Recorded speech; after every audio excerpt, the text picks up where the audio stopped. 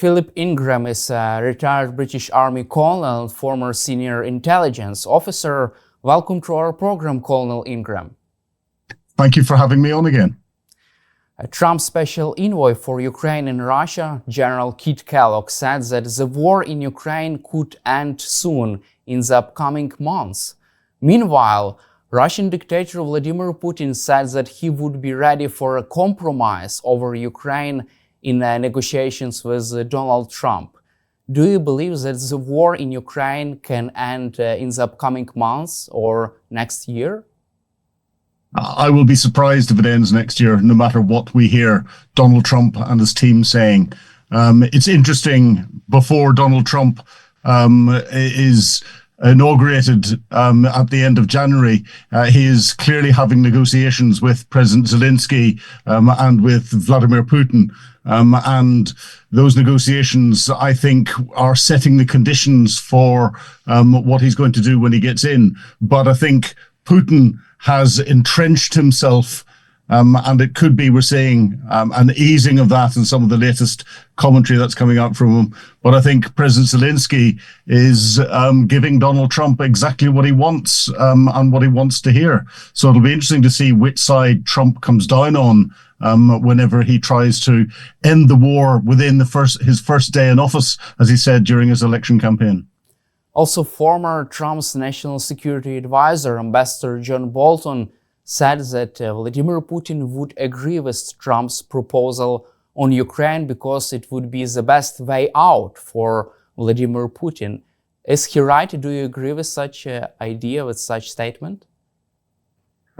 It's difficult to agree with it because I don't think Putin will accept anything unless anything less than he has got at the moment with the illegally annexed territory in the Donbass and Crimea. And he will almost certainly be asking for more territory as part of any settlement or any solution. I think Donald Trump, no matter what he says, would not do anything that President Zelenskyy would not agree to. And we've seen President Zelenskyy turn around and say that he would potentially freeze the front lines where they are at the moment if that meant that Ukraine could become a member of NATO and then use diplomacy to get Ukrainian territory back in the future. I think Putin would find that unacceptable. Where Donald Trump is going to go, I'm not quite sure at the moment, but I think at the end of the day, he will see President Zelenskyy being more cooperative and willing to give more concessions than Vladimir Putin.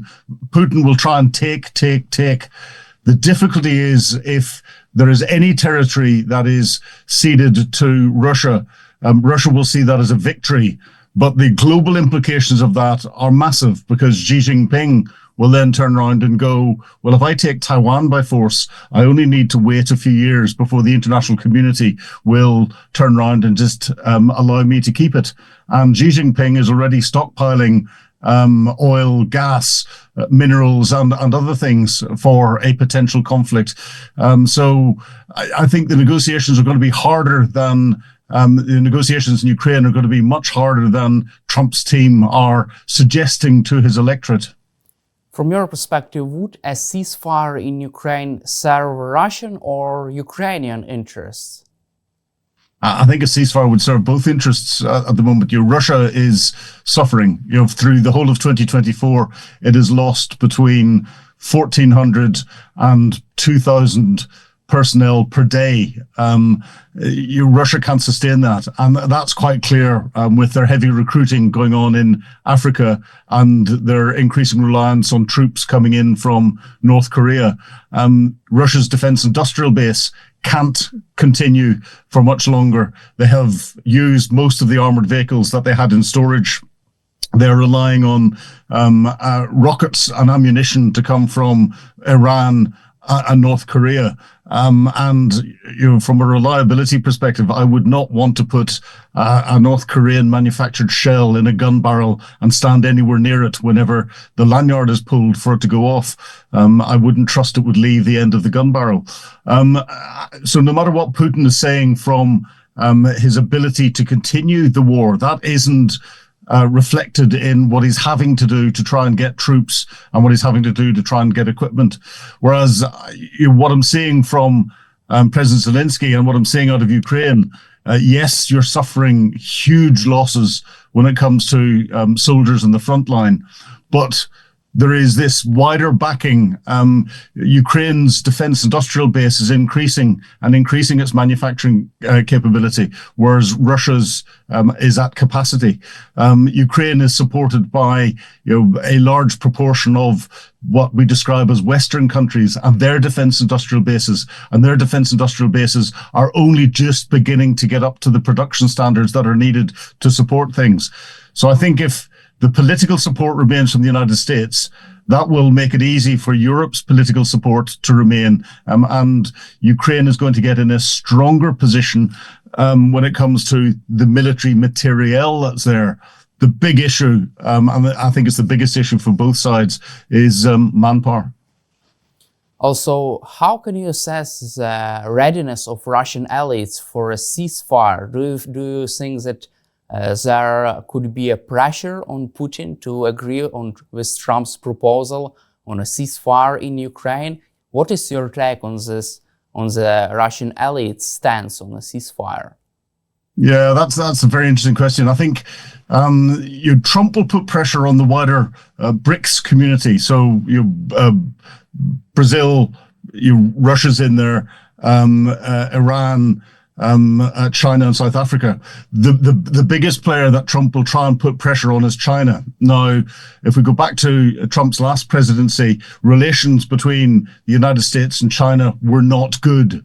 So that's the only supporter or the only ally of Putin that has got any real strength when we look at it. So what the whole thing might turn into is a bit of a global trade battle between the BRICS community on one hand and the United States and United States allies on the other hand, the Western economies. So I can't see there being many pressure points being put on Vladimir Putin. The only other one potentially where Trump will have some sway would be India, because India is still buying large proportions of Russian crude oil to refine into petroleum products and other products. But whether that would change the situation from an ally's perspective, I'm not quite sure. I think what Trump will do to hurt Putin and push Putin to the negotiating table is do something to affect the global oil price. If he can get the global oil price to drop dramatically, then that will accelerate the potential bankruptcy of the Russian economy. Also, Donald Trump should support Ukraine because there is an interesting publication from Financial Times. Donald Trump's aide told European allies that Trump's administration will continue to send military aid to Ukraine, according to Financial Times. Do you see this as a big U-turn in Trump's policy on Ukraine? And do you expect Trump to use this military aid for Ukraine as another instrument of pressure on Vladimir Putin? Another fantastic question, and there's a lot in that. I don't think it's a U-turn from Trump. If you go back and look at a lot of the statements that came out of Trump, or more accurately out of Trump's team, where they were criticizing US support for Ukraine, those that were making more sensible commentary weren't criticizing the United States support for Ukraine. They were criticizing it being delivered without a coherent plan for the end of the war by the Democratic Party. Now that Trump has been elected and the Democrats are no more, then continuing to provide that support is useful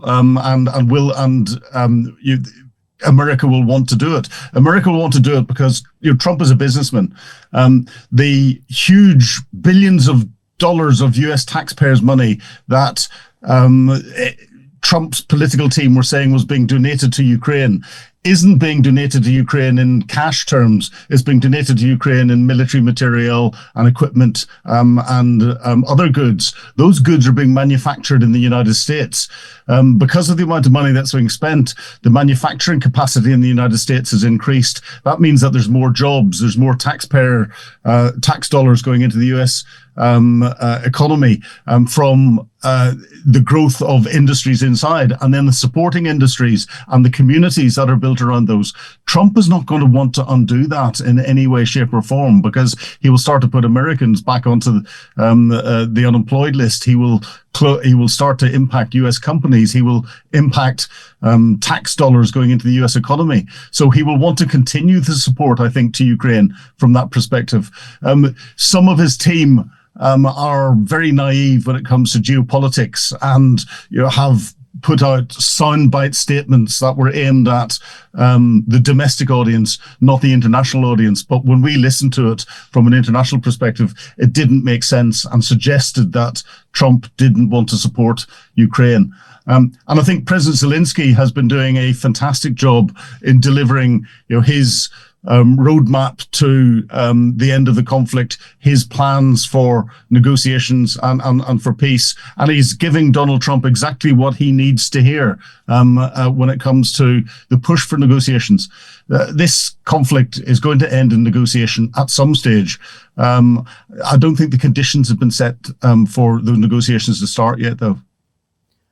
From your perspective, and this is really a big question, what can happen if Vladimir Putin declines the best case Trump's offer on Ukraine? If Vladimir Putin would be demonstrated, revealed as a no man, if he's a no man on the international stage after negotiations with Donald Trump, what can happen?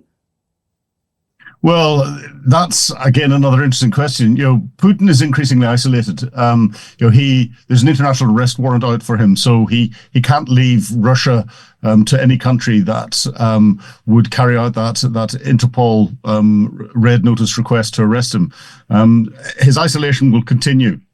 I think what will happen when I think he will refuse Donald Trump's initial design for peace, because he's greedy. He will want more territory, and he will not want any security guarantees for Ukraine.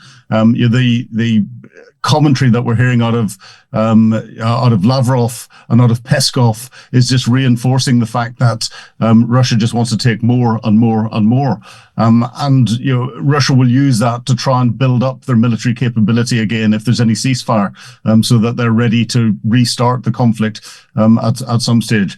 But I think what Trump will do is he will give Putin one or two chances, and then he will send him a very clear message. I think that very clear message will be sent in a number of different ways. It'll be sent economically, and that would be affecting the global oil price. I think Trump will set the conditions for the global oil price to drop dramatically, and he'll send it militarily by giving Ukraine access to an awful lot more weaponry and longer range weaponry, and taking the restrictions that are currently on the use of some of the weapons away.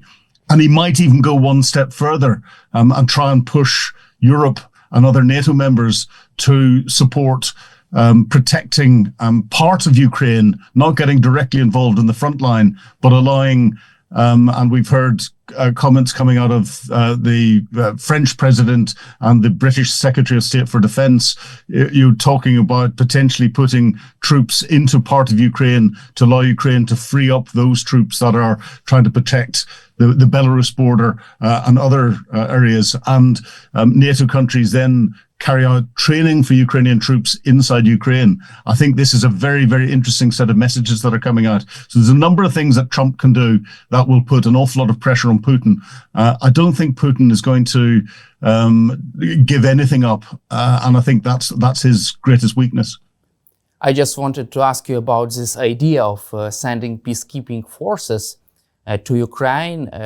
French President Emmanuel Macron is pressing for a peacekeeping mission to be established, and according to Politico, 5 or even 8 European countries are ready to deploy its troops to Ukraine, but as a part of a big ceasefire deal between Ukraine and Russia. And my first question is, would it be the best case security guarantee for Ukraine if European troops are deployed to Ukraine, but without American military presence? Would it be bold enough to deter Russia from invading Ukraine again if no American troops, if there is no any troops, American troops on the ground in Ukraine, only European one? And second one, do you believe that Vladimir Putin is going to agree with European troops, but members of the European Union, we are talking about France,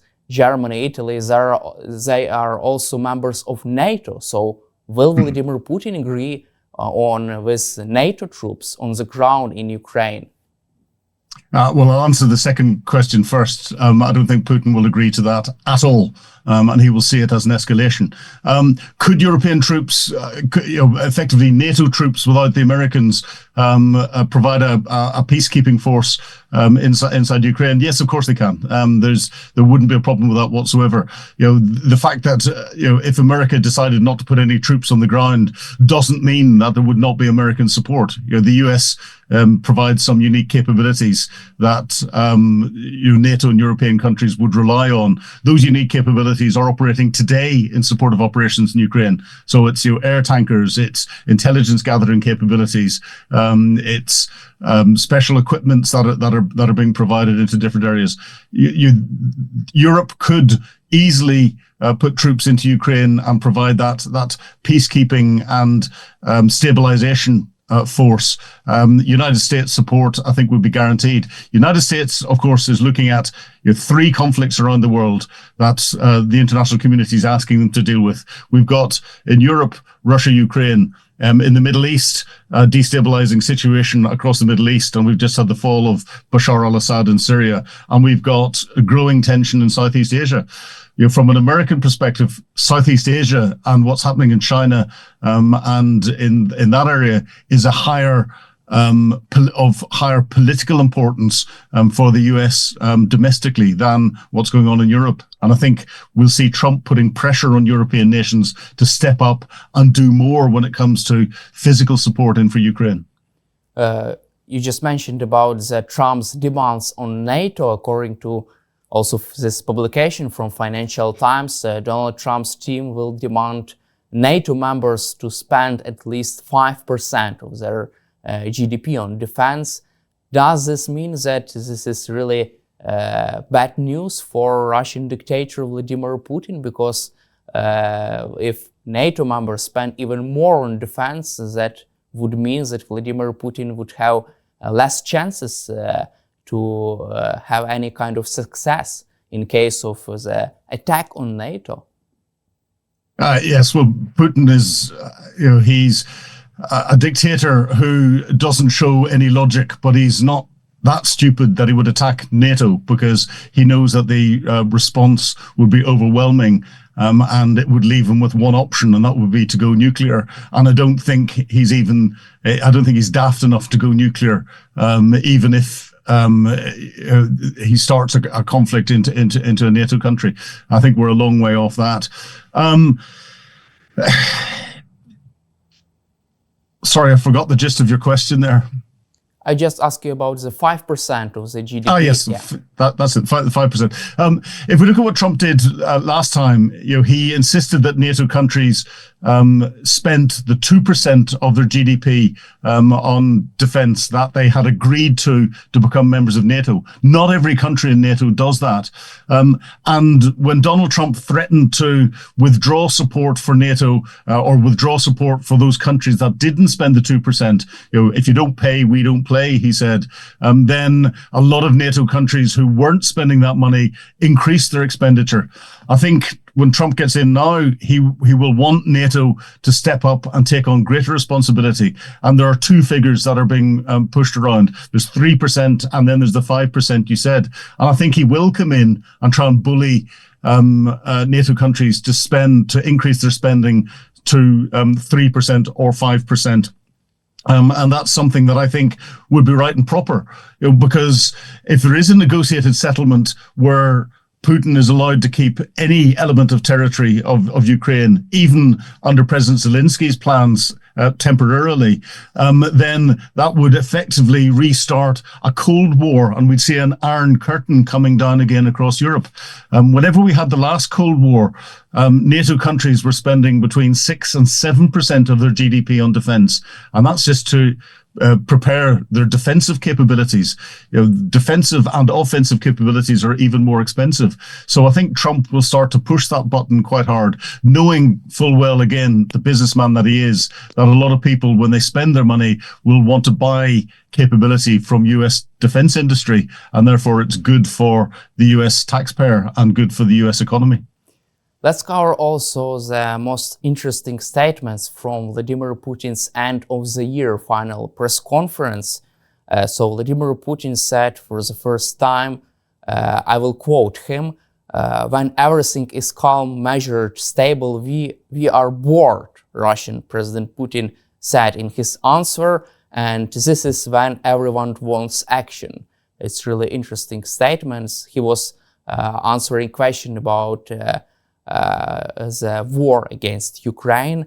Don't you think that Putin is trying to put the blame on the failures on the ground in Ukraine on his, for example, inner circle? Oh, Putin will try and put the blame on anyone and everyone, and he's tried to shift the blame the whole way through the almost 3 years now that he's been carrying out his special military operation, the re-invasion of Ukraine. He's failed strategically, and he knows that. He is failing tactically, even though Russia is advancing slowly in the east. The Ukrainian defense is holding Russia back, where Russia is supported by China, North Korea, Iran, and you continuing to defend that is impressive.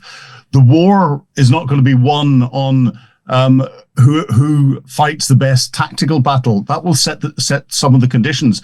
The war will be won on who fights best in military planning terms, the operational level or the strategic level. The strategic level is this peace plan that Donald Trump is talking about or imposing and what's going on, and the relations with the wider international community.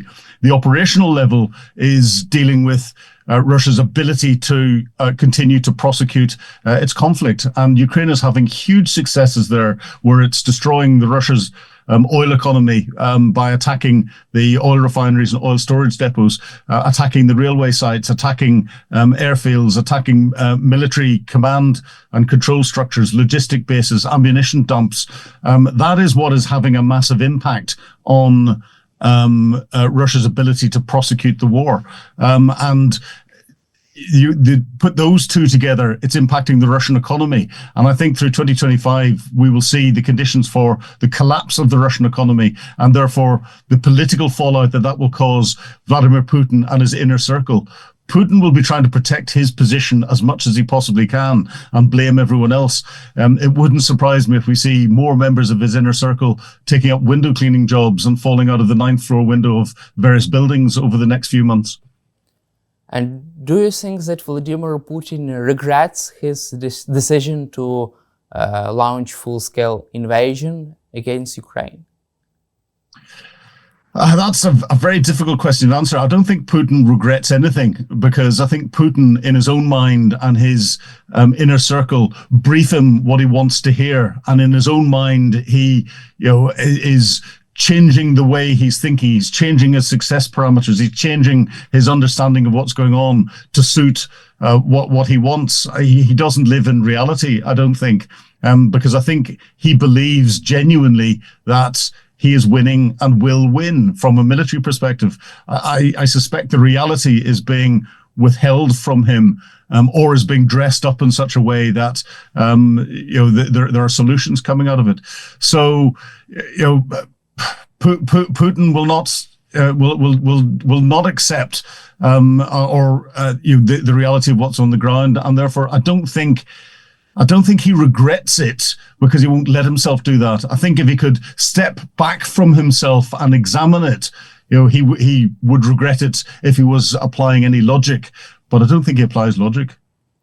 Also, we don't think that also General Gerasimov applies any kind of logic, because recently he said that his army achieved all goals set by the political leadership in 2024. What is your reaction to this? Well, that's Gerasimov, briefing Putin what Putin wants to hear. Gerasimov has failed in everything. The whole special military operation has failed. Putin launched it because he was he says he was concerned about the move to the west of Ukraine, and he, with President Zelenskyy, was getting a government in that he had lost control over, and he didn't want to see NATO expansion. Well, NATO's expanded by 2 extra countries, and is right up against Russia's border now. He tried to topple President Zelensky's government. His operation failed in that, and he had to reset, and has now set his objective as the Donbass in the east, and he still can't capture that with the whole of the Russian military, and therefore he has failed at everything he has tried to do, and Gerasimov has failed, and all of the other military commanders have failed. Those that were showing a degree of competence at different times, he has sacked, or they have had accidents. General Surovikin, the defenses that he has put in with the Surovikin lines are phenomenal. And it's because of those that the Ukrainian counteroffensive last year was blunted so quickly. But Surovikin disappeared. And Putin doesn't like strong generals. He likes generals who feed him the information he wants to hear, I think. Do you think that General Surovikin supported a coup, Prigozhin's coup in Moscow? That was a reason why he was sacked by Putin? Yeah, I think so. I think Prigozhin and Surovikin were friends, were close, and were working together, and they'd worked together quite well in the planning for the defenses. I think the coup was almost a coup by accident. I think we saw the Wagner troops marching to Moscow, but they hadn't expected to actually get 10 kilometers up the road before Putin would have negotiated and done something. And when they got close to the outskirts of Moscow, they suddenly realized that they didn't know what to do. So it'll be interesting whenever the true extent of what went on gets published at some stage in the future. But I think there was a lot made of it. But it was more Wagner stamping their feet on the ground because they had been withdrawn from Bakhmut and weren't being given anywhere else back into the front line again. And it shows the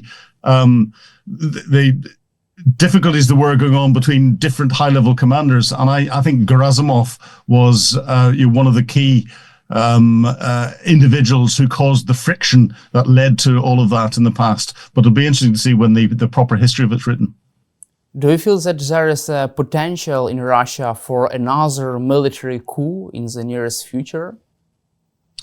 I think it's very difficult for there to be a coup in Moscow. I don't see there being strong enough military commanders in Moscow, and that's why Putin doesn't keep his capable commanders around him. I think it's difficult for any of his other oligarchs to stage a coup because of the way Putin controls everything.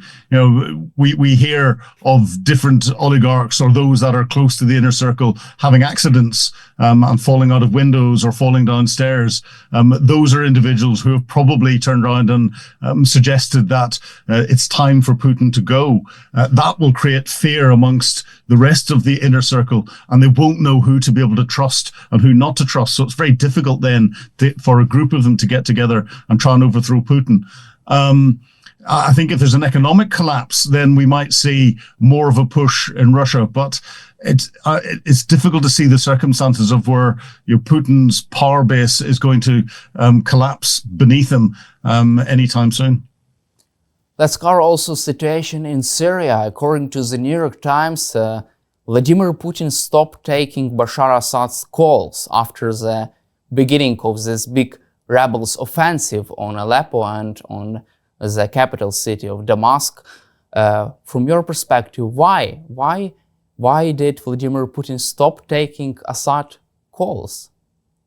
I think Putin has realized that he's lost his influence in the Middle East and in the Mediterranean, with the fall of Syria, and he blames Bashar al-Assad for not keeping the Russian interests safe, as Assad will have promised to do, and Putin supported Assad to try and do that. So he sees Assad as a complete failure. I don't think he likes him personally, and I don't think he likes the potential of another dictator with access to billions of dollars sitting in Moscow for a period of time where he could potentially build up some form of resistance to Putin. So Putin didn't want Assad in Russia.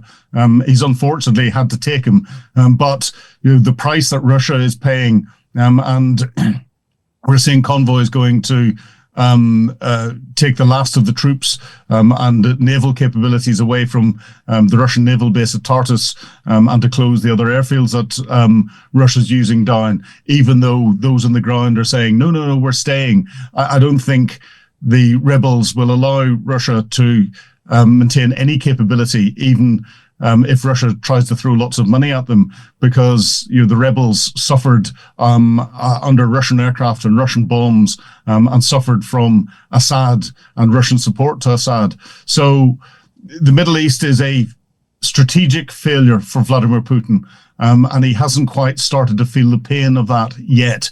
And he will be blaming, as he does with everyone, he blames someone else. He'd be blaming Bashar al-Assad, which is why I suspect he wasn't taking his phone calls. And do you expect Bashar al-Assad to live calm life in Moscow without any threats to his physical security? I don't think Putin will let him have freedom inside Moscow because of the wealth that he's got, unless he can find some way of taking that wealth away from him, which he might do. But he will always keep a very careful eye on Assad. I think he'll let him live there, but under a large number of restrictions, and Russian intelligence will be monitoring what he's doing very closely indeed. And if he steps out of line, there's always an accident. Putin may have booked a heart attack for him in 2 or 3 weeks' time. We just don't know. Also, there are some reports that Bashar al-Assad is not allowed to travel far away from Moscow, so he's not allowed to get out from Moscow. And from your perspective, how can you assess such a treatment of his former best friend in the Middle East?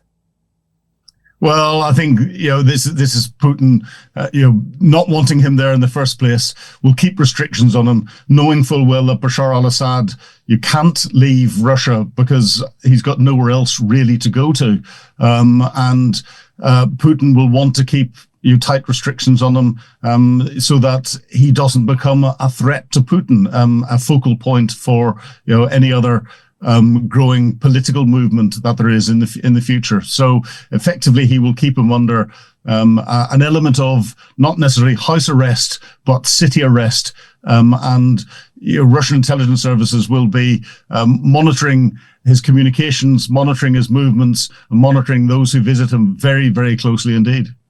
Also, according to the New York Times, the closest aides and allies of Bashar al-Assad felt betrayed because they didn't know even about the evacuation of Bashar al-Assad from Syria. So betrayal is a usual thing for dictators. Don't you think so? Oh, very much so. Dictators look after themselves, and it was quite clear that Bashar al-Assad had a well-rehearsed evacuation program for him and his immediate family, and put that into operation. I suspect Vladimir Putin has probably got a similar evacuation plan for himself if anything gets really bad in Moscow.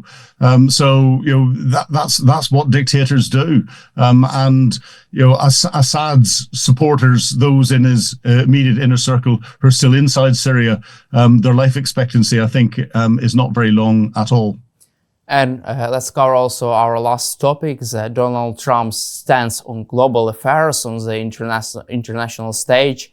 We have heard new statement from US President-elect about the Panama Canal.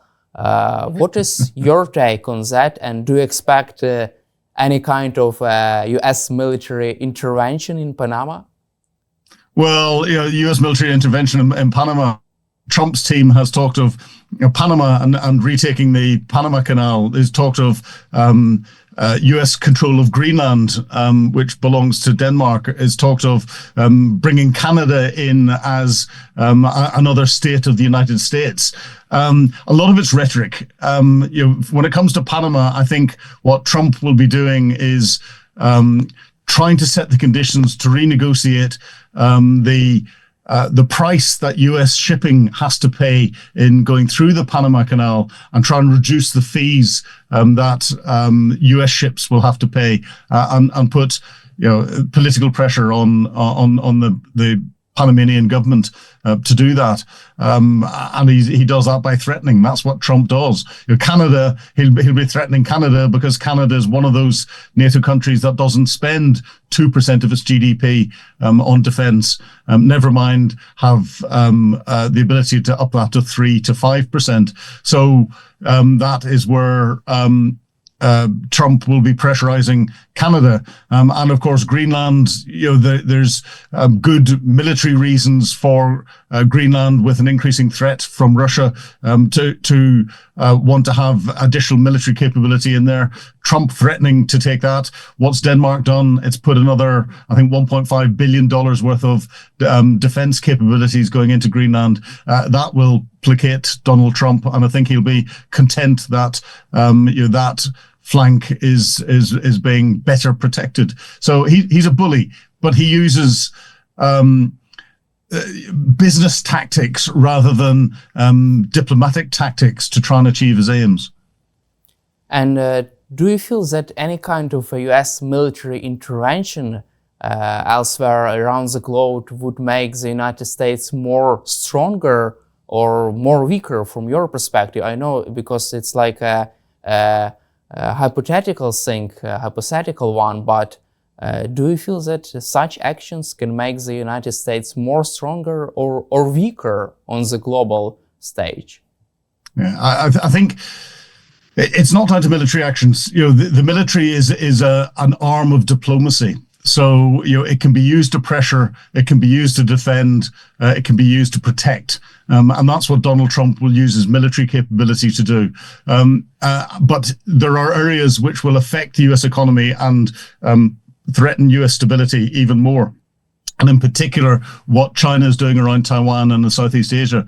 And therefore, I think that we will see an increase of US military capability and military presence and overt military capability around that whole area during Trump's presidency, because A, he doesn't get on well with China. B, he sees China as a huge economic threat and threat to the stability of the United States. So will want to deter Chinese aggression as much as he possibly can. That's why I think he will want European nations to take on greater responsibility in supporting Ukraine, and he will want assistance trying to deal with what's going on in the Middle East, because again, that would impact the US economy enormously if the Middle East continued to fall apart even more. So you think that Trump will be able to deter China from invading Taiwan during his next term? I think Trump's ability to deter China will in part depend on what peace solution they try to push onto Ukraine. I think if Vladimir Putin is allowed to keep any Ukrainian territory, and I'll include Crimea in that, then Xi Jinping will go, well, I'm going to take Taiwan, and it's easy for me to do that, and I can ride out the wrath of international condemnation for 3 or 5 years, and actually the economic shock that there would be is going to impact the United States more than it's going to impact anywhere else, and Donald Trump will therefore want to negotiate a settlement as quickly as possible. And therefore, I think the world is in a very, very dangerous place at the moment. And do you feel that Donald Trump would be able to manage these conflicts around the globe, end them all, and try to be a global policeman to manage all these threats right now? I think he'll try. I don't think he'll necessarily have success. He turned around and says during his last presidency, US didn't get involved in any new wars and new conflicts, and he's right, but that's because the global geopolitical circumstances didn't start any. It wasn't down to his actions. During Donald Trump's last presidency, he killed more terrorists and other military leaders that were destabilizing places through drones and assassinations and other things than any other president has done. So, Trump, what he says and what he actually does are two completely different things often. Thank you, Colonel Ingram, for your time and for your support for Ukraine, and glory to Ukraine. Thank you. Slava Ukraini. Героям слава. Thank you very much. Thank you very much indeed.